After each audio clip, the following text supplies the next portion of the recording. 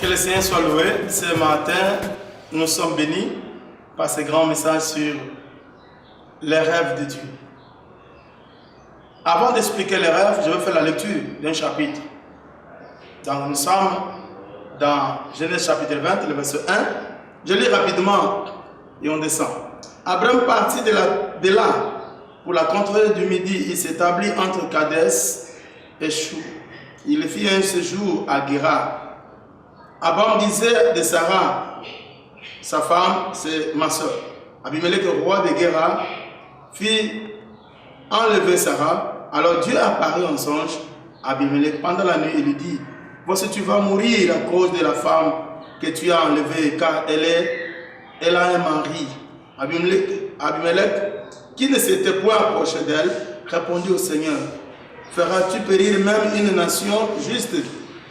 Ne m'a-t-il pas dit, c'est ma soeur? Et elle-même n'a-t-elle pas dit, c'est mon frère? J'ai agi avec un cœur pour pire et avec des mains innocentes. Dieu lui dit en songe: je sais que tu as agi avec un cœur pire. Aussi, t'ai-je empêché de pécher contre moi. C'est pourquoi je n'ai pas permis que tu la touches. Maintenant, rends la femme de cet homme, car il est prophète. Il priera pour toi et tu vivras. Mais si tu ne l'auras pas, sache que tu mourras, toi et tout ce qui t'appartient. Abimelech se leva de bon matin, il appela tous ses serviteurs et leur rapporta toutes ces choses. Et à ces gens fit saisir d'une grande frayeur.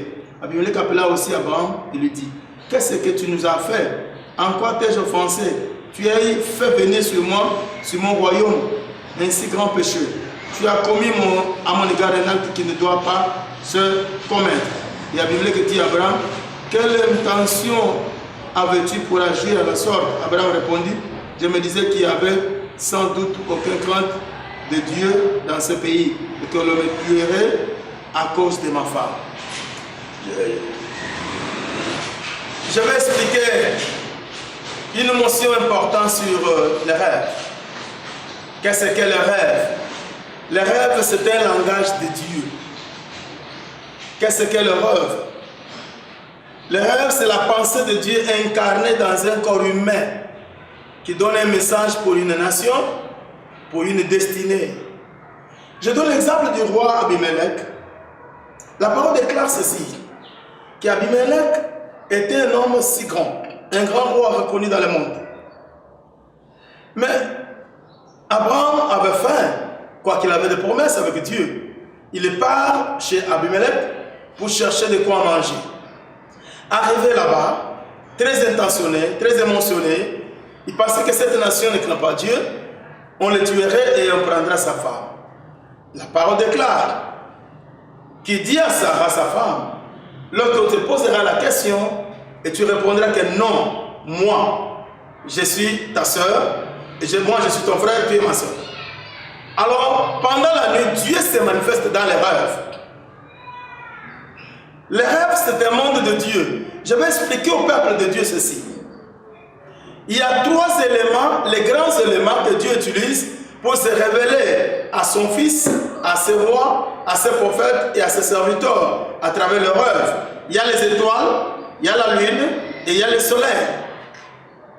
Écoutez bien, dans les rêves, Dieu va utiliser les étoiles, la lune et le soleil. Genèse chapitre 1, le verset 14 jusqu'à 15.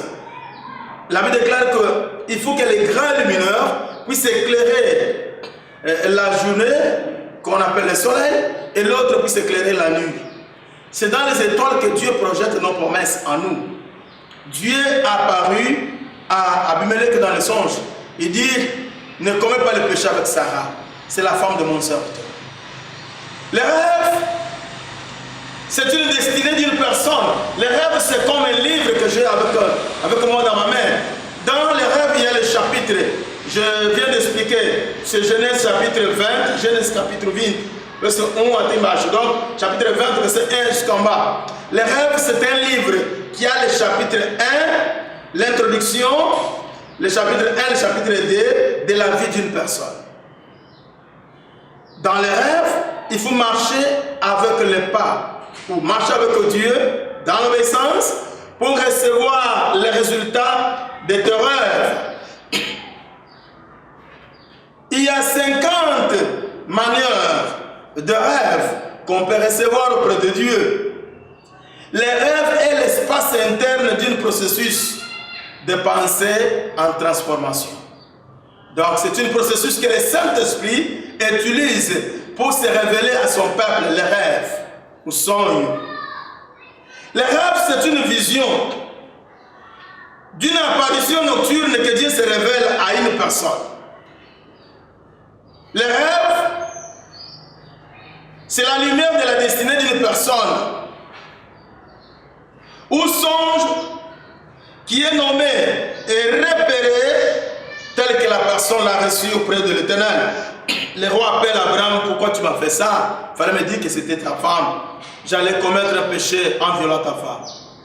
Dieu dit à Abimelech, tu donnes à Abraham la nourriture, le bien, avec sa femme. Ils vont rentrer et lui priera pour toi. Les rêves. Beaucoup de gens aujourd'hui, quand ils reçoivent les rêves, ils commencent à compter aux gens. Les rêves, pour se révéler, se manifester en toi, et pour avoir la discrétion, le secret du rêve.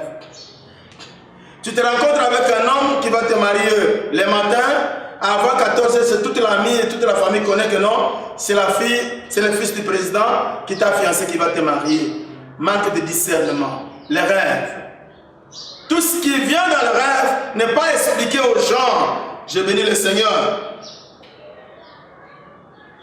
Les rêves comme étant le dire de Dieu, c'est entendre Dieu. Et dans les rêves, il y a une alliance. Dans les rêves, il y a une alliance où l'homme va collaborer avec Dieu. Dans les rêves, il y a le rément de Dieu où le Seigneur veut bénir ses enfants. Dieu bénit dans les rêves, Dieu visite dans les rêves, Dieu élève dans les rêves et Dieu évangélise dans les rêves. Dieu restaure les temps que nous avons, je parle comme un prophète, dans le rêve. Le monde a été créé dans le rêve, le monde existe dans le rêve, le monde finira dans le rêve. Donc les temps présents que nous vivons, chacun de nous a son rêve. Tu peux mettre au monde 5 enfants et chaque enfant a son rêve, et chaque enfant sa destinée, et chaque enfant sa vision, et chaque enfant son chemin. Oh regarde, la maman peut avoir 5 enfants, l'autre est président, l'autre sera président, l'autre sera ministre, l'autre sera député, l'autre sera enfant de Dieu. Chacun de nous a sa grâce dans le rêve et a sa bénédiction dans le rêve. Je voulais expliquer au peuple de Dieu que Dieu bénit, Dieu visite dans le rêve si on marche selon la volonté de Dieu et si on accomplit ce qui est destiné dans le langage de Dieu. Je pars rapidement pour montrer que tu peux avoir les rêves de Dieu, mais cela peut être aussi volé par ton frère si tu n'as pas aussi la vie de prière. Ta bénédiction dans les rêves peut être volée. Rapidement, nous allons lire dans nos maisons. Je dis dans Genèse chapitre 27, les versets 1 jusqu'à 33, vous allez lire à la maison. C'est l'histoire de Jacob, Ésaü, son grand frère, et leur papa Isaac et la maman Rebecca. Que Dieu bénisse son père. Cette histoire est si immense. Un jour, comme Ésaü était chasseur, Jacob était pasteur berger, Jacob ami de sa mère Rebecca, Ésaü l'ami de son père Isaac. Ésaü avait des vêtements, que Dieu soit loué, plein de poils, même son corps aussi avait beaucoup de poils. Il avait l'odeur du champ. L'odeur d'un champ qui est béni par l'Éternel. Chaque chrétien doit avoir l'odeur du champ béni de l'Éternel, mais pas l'odeur du péché, mais pas l'odeur du mal. Ce grand frère ici, un jour il est parti faire la chasse. Il n'a pas recueilli le gibier. Du son retour, il demande à son petit frère Jacob, donne-moi un peu du potage, je vais manger parce que je suis enfamé, je suis parti à la chasse, je n'ai rien reçu. Il restait une année pour que le père puisse le bénir. Dans le temps ancien, Dieu bénissait premièrement le premier fils. Quand il reçoit cette opportunité, la Bible déclare que le grand frère dit à son petit frère, je n'ai rien à te donner, mais donne-moi la nourriture. Le petit frère lui dit, donne-moi ton droit de naissance. Il prend le droit de naissance de son grand frère. À partir d'aujourd'hui, tu seras mon grand frère et moi je serai ton petit frère. C'est alors que le grand frère a vendu le gibier, le droit de naissance du ciseau. Ce jour-là, papa, juste était vers la fin, il devrait mourir. Il demande maintenant à son fils Esaü, va me chercher l'animal, je vais manger, je vais te bénir.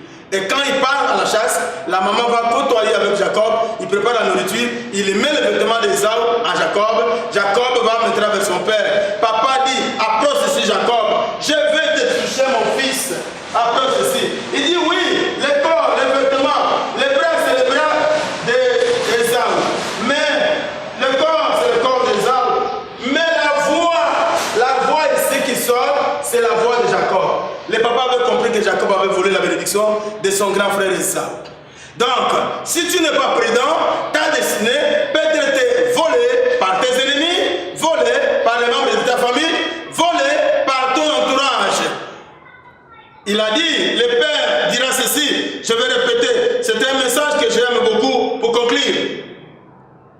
Il commence à les bénir. Oh God, thank you. Chapitre 27, le verset 26, là on descend. Alors Isaac, son père, lui dit, approche donc et baise-moi mon fils. Jacob s'approcha et les baisa. Isaac sentit l'odeur de ses vêtements. Puis il les bénit et dit, voici l'odeur de mon fils, et comme l'odeur du champ que l'Éternel a béni.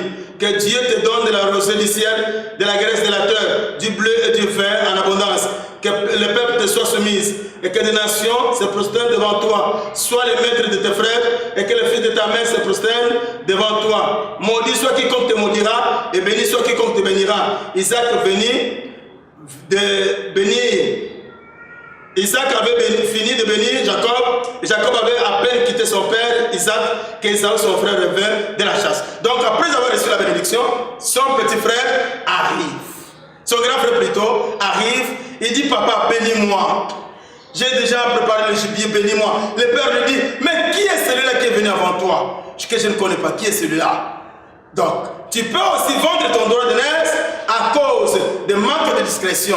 Jacob a reçu la bénédiction, a volé la promesse, a volé les rêves de son grand frère Esaü à cause de la négligence du grand frère. Tu peux être pasteur, tu peux être apôtre, tu peux être prophète. Tu dois garder la semence que Dieu a mis en toi. Il ne faut pas chercher à négliger ce que Dieu a mis en toi. Garde les rêves de ta destinée et tu seras béni. Que mon Dieu bénisse, que mon Dieu visite son peuple. C'est un message du rêve. Le rêve, c'est le monde de Dieu. Le rêve, c'est le langage de l'Éternel. Dans le rêve, Dieu nous visite. Dans le rêve, Dieu nous protège. Dans le rêve, Dieu nous guide. Et dans le rêve, Dieu nous oriente. Soyez bénis au nom de Jésus, le Dieu de la porte du ciel. Amen.